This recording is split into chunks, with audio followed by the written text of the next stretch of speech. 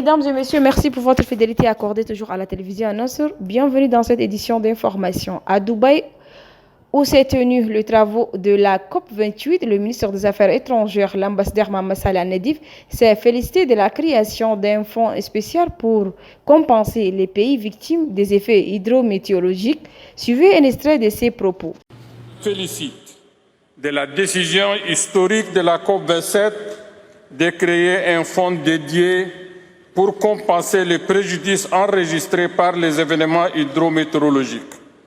Le Tchad appelle à son opérationnalisation rapide avec un accès direct pour les pays vulnérables sur la base des dons et subventions.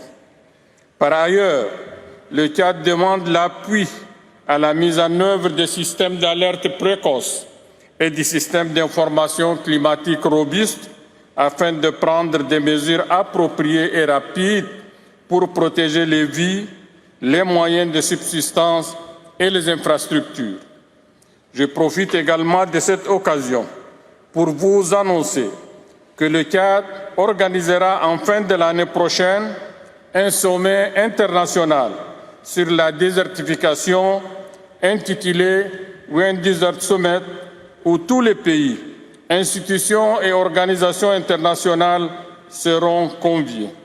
Par ailleurs, le Tchad propose à la communauté internationale la création d'une nouvelle organisation mondiale des pays entièrement ou partiellement désertiques, car le monde renferme beaucoup d'écosystèmes désertiques éparpillés dans plusieurs pays.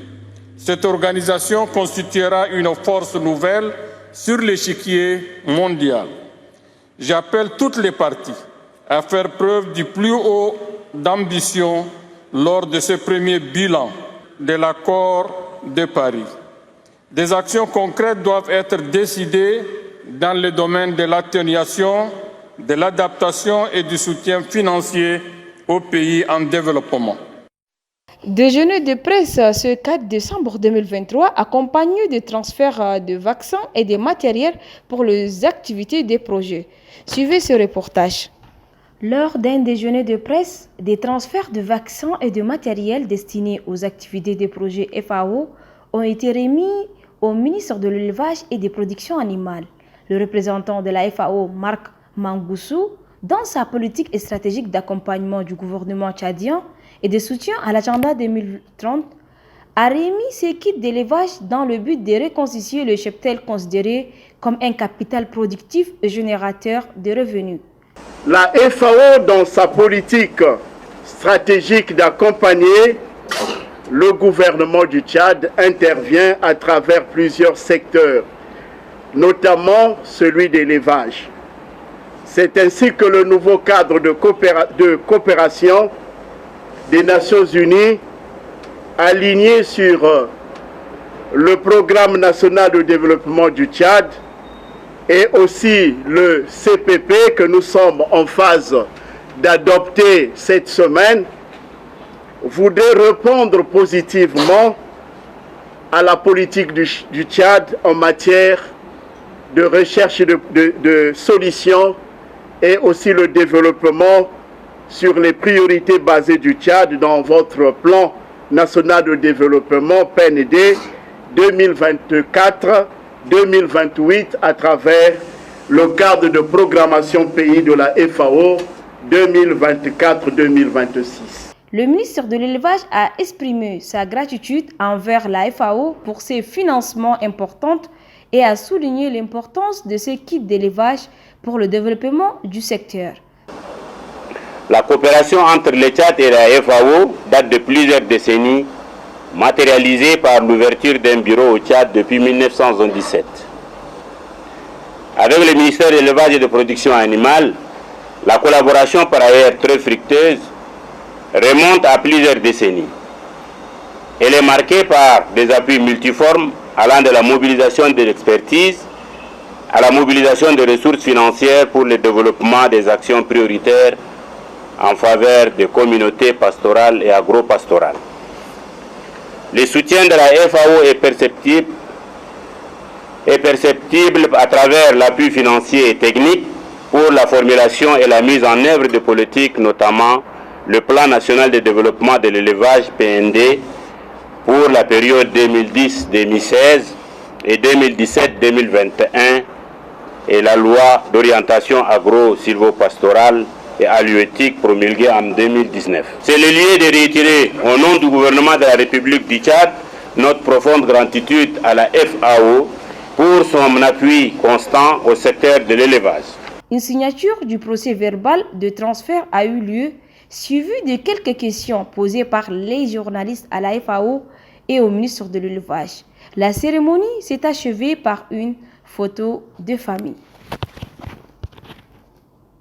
Le délégué provincial de la coordination nationale des baministes des 23 provinces du Tchad et de la diaspora, Ali Diar, a animé ce 3 décembre 2023 dans leur siège au quartier Clémat un point de presse relatif à l'élection référendaire constitutionnelle du 17 décembre prochain. Des 23 provinces et de la diaspora, chers compagnons du mouvement patriotique du Sali, MPS, avant tout mes propos, recevez mes meilleurs vœux le plus sincère pour le 1er décembre 2023. Camarades, chers baministres, aujourd'hui nous sommes ici ravis de nous retrouver au sein de notre bureau de la délégation nationale du bureau Bamina Assas à cette cérémonie est organisée pour expliquer de notre manière les référendaires qui pointent à l'horizon. Je vous invite à voter oui pour tous les militants baministres de 23 provinces et de la diaspora. Vive les baministres, vive MPS, vive le Tchad. Je vous remercie. Le sultanat de Darzakhawa a organisé ce 1er décembre 2023 au domicile du Dr Ali Abdraman Haggar au quartier Chawir un déjeuner public relatif au référendum constitutionnel. C'est avec la lecture du Saint-Coran que la cérémonie marquant le déjeuner public a commencé et a vu la présence du sultan de Darzakhawa, du sultan de la ville d'Indiamena et plusieurs personnalités venues pour la circonstance. Prenant la parole, le sultan de Darzakhawa, Sa Majesté Bakhit Abdraman Haggar, a remercié tout d'abord la présence massive de tous avant d'inviter les fils et filles de sa communauté de voter oui à l'élection référendaire constitutionnelle au 17 décembre prochain pour que le Tchad reste uni, prospère et indivisible.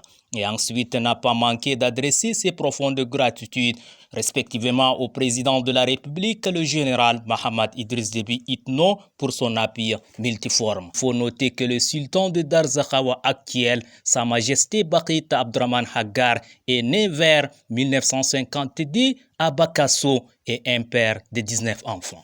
Mesdames et messieurs, c'est la fin de votre édition d'information. Merci de l'avoir suivi. Restez toujours en compagnie de notre programme sur la meilleure télévision, Nassur TV. Au revoir.